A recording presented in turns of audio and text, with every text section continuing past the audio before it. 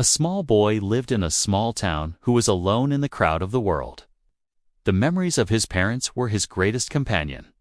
When his loved ones left this world, he searched for the warmth of relationships, and this search led him to his grandmother's house. The grandmother was a wise and affectionate woman. She saw the shadow of sadness on her grandson's face and decided in her mind that she would break this isolation. One day she told him, "I am going to bring a special companion for you, someone with whom you can share your thoughts, who will be dear to you." Days passed, and then one afternoon the grandmother placed a small cage in front of him. In that cage was a tiny mouse, with curiosity in its eyes and mischief in its behavior. A sparkle came to the boy's eyes for the first time. He laughed. His fingers touched the cage's wire mesh, and the mouse looked at him as if it, too, was searching for a loved one. As soon as the hero boy got the mouse, his world changed. Now he played and talked with it all day long. He would laugh and tell his grandmother, "Grandma, how happy mice are." One day he was playing with the mouse. Just then, a mysterious and strange-looking woman from outside was watching him. At that time, the grandmother suddenly fell ill. A few days later, when her health improved a little, she said, "Come, dear, let's go out for a walk today." Then the two set out towards the market, but someone was following them. The hero boy got separated from his grandmother in the market one day. Just then, an unknown woman came up to him. She said in a very sweet voice, "Come, dear child, take this chocolate." But she was no ordinary woman. She was the mysterious witch who had been seen near his house earlier. She also had a strange snake with her that was hissing frighteningly. Before the hero boy could understand anything, his grandmother's voice came. "Dear, come here." As soon as the boy turned and looked at his grandmother, the witch vanished in a flash. The hero boy ran to his grandmother and said, "I'm leaving, Grandma." The hero boy. "Scared," said Grandma. "That woman forcefully gave me chocolate and was talking strangely. She also had a snake with her." The grandmother became serious. "Dear, she was a sorceress. I told you before, don't take anything from a stranger. It could be harmful or filled with magic." Then she slowly said, "You know, when I was your age, something similar happened to me too." The grandmother said, "When I was young, once my friend suddenly vanished. I saw a strange woman giving him chocolate. She was no ordinary sorceress. She was the leader of them all. I got scared and ran away from there with my friend. The next day, when my mother was tying my hair, my friend turned into a chicken right before my eyes. Perhaps there was something in that chocolate. Since then, I have always stayed away from sorceresses." The grandmother told the hero boy in a strict voice, "From now on, do not take anything from any stranger. If someone comes near, inform me immediately." Then she added worriedly, "We must leave this place now. This place has come under the notice of the witches, okay? They target the poor first." There was a hotel in front of their house where the grandmother's cousin was the executive chef. She had a good relationship with the hotel manager. She told him, "Keep a small room for me." The manager happily helped. He was a kind-hearted man. The grandmother and the hero boy started staying at the hotel. They received complete freedom to roam around the hotel. But within a few days, strange things started happening. One day, many stylish women came to the hotel. Actually, they were all witches. Their secret meeting was supposed to take place there, followed by a big dinner. They told the manager, "You know us, right? Prepare the hall for our meeting." But their real intention was different. They either wanted to kidnap children or trap them with their magic chocolate. The witches' plan was that as soon as the children ate that food, they would turn into animals. They believed that children were naughty and ill-mannered and not worthy of this world. Now they did not have time to identify the children, so they decided that everyone would be eliminated. Meanwhile, it had become night. It was raining outside. The hero boy asks the grandmother, "What do witches look like?" The grandmother said, "Their fingers are very long and their nails are dirty. So they always wear gloves so that no one can recognize them. The grandmother informed me that witches are bald, so they wear big hats or wigs.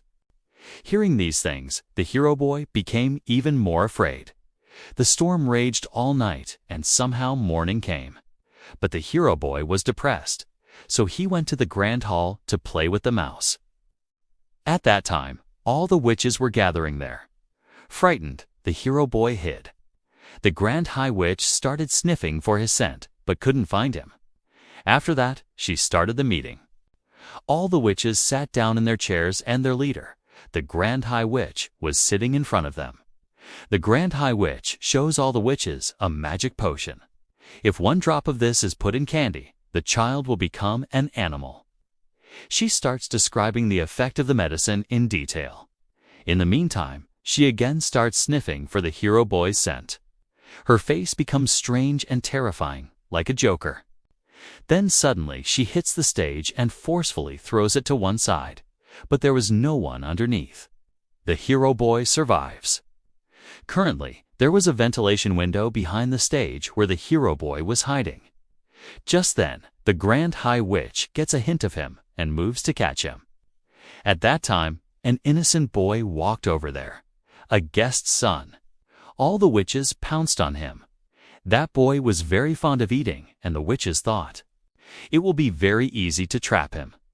Seizing the opportunity, they handed him the magic chocolate. As soon as the child ate it, he turned into a small mouse. Now the situation was reversed. Seeing that tiny mouse, the witches themselves got scared. The witches were just about to crush the child when the hero boy jumped out of the vent and started trying to get out with that mouse. But this was a mistake. The witches had seen him. They immediately caught him and dropped a drop of the magic drug into his ear. The hero boy also turned into a mouse in the blink of an eye. Now that fat boy and his pet mouse, the three of them, quickly fled from there. Then a surprising truth came to light. In the forest, they see a little girl who had been a victim of the witches earlier. She too had been turned into a mouse by a witch who looked like a deer using chocolate. Now the three mice become friends and vow, "We will take revenge on these witches." The hero boy quickly went to his grandmother and said, "Grandma, the witches have turned us into mice." The grandmother said seriously, "Well, thank goodness. Now I won't spare them." The hero boy told the grandmother an urgent thing again. "I know where they hide," the hero boy told the grandmother. "Their roof is clearly visible from the roof of our room." The grandmother immediately planned, "I will make a big sock. I will put you in it and hang you down. You go and steal their magic potion. I will then turn you back into a human." The hero boy sat in the sock nervously. The grandmother started lowering him. There were no witches below, so the hero boy quickly picked up the magic potion and climbed back into the sock. At that very moment, a witch looked up. The grandmother was pulling the sock. Soon as the grandmother was pulling the sock up, the witch forcefully grabbed it. The grandmother said, "Oh, this sock had fallen down. Now I'm pulling it up again." The witch suspiciously asked, "Show me then." She was about to check the sock when the hotel manager arrived. As soon as he arrived, the witch let go of the sock. The grandmother quickly pulled the hero boy up and brought the magic potion with her. They poured that medicine onto a plate and put the three mice in it. But the surprising thing was that the medicine had no effect. The grandmother understood this medicine can only turn humans into animals, not the other way around. The hero boy said, "Then why don't we put this medicine in the witch's soup?" The grandmother smiled. "Great idea." She quickly went towards the kitchen. The three mice were also with her in the bag. The soup was being prepared, and the medicine was quietly mixed into it. On the way back from the kitchen, the manager stopped the grandmother and asked in a stern voice, "Are these mice yours? Taking them into the kitchen is a bad thing." The grandmother calmly said, "They are not mine. Look closely." The mice were hiding in the corner of the bag. The manager searched the room and belongings, but found nothing. He realized his own mistake. Then the grandmother said in a harsh tone, "It is not right to check someone's room without a reason. I will complain about this." The grandmother said angrily, "Now you will see, the police will seal your hotel." The manager got nervous. But then he politely said, "Madam, calm down. You can eat at my expense if you wish." "Forgive me," the grandmother smiled. Their plan had worked, and they got the food too. Meanwhile, the time for the witch's dinner was near. They were only making soup for themselves, and that was about to be their mistake. As soon as they took the first sip, their faces started changing one by one. One by one, everyone turned into a mouse. The grandmother was very happy seeing that scene. As soon as they drank the soup, the witches turned into mice. The hotel staff also started chasing and catching them. But one problem remained. The Grand High Witch had not tasted the soup yet. So she was still in human form. The three mice together made a trap. They cleverly trapped her finger. As soon as she started screaming, they quickly threw the magic potion into her mouth. In a moment, she also changed into a huge deer, which was different and more terrifying than all the others. The Grand High Witch was locked in a glass jar. The grandmother cleverly placed a cat near her cage. Who knows when that cat might make her its prey? Now, everything seemed fine. The grandmother put the three mice in the bag and left the hotel. They now had no fear of any witch. Outside, the fat boy's parents were looking for him. But his mother's behavior was indifferent. She didn't care about her son at all. And when the boy who turned into a mouse tried to say something in his mouse-like voice, the mother just jumped back in surprise. The boy's mother got scared and said, "Keep him away from me. I can't take him with me." The boy who turned into a mouse said, "No problem. I have friends, and I am happy with them." The grandmother brought the three mice home. She fed them and kept them affectionately. Now all three were happy in their new lives.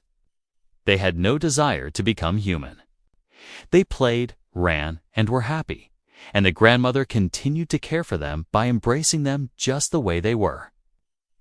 The grandmother used to watch all three of them playing every day and would smile. Their house was now filled with laughter and mischief. The story ends here on a sweet, peaceful note. I hope you enjoyed this journey. Thank you from the bottom of my heart for watching.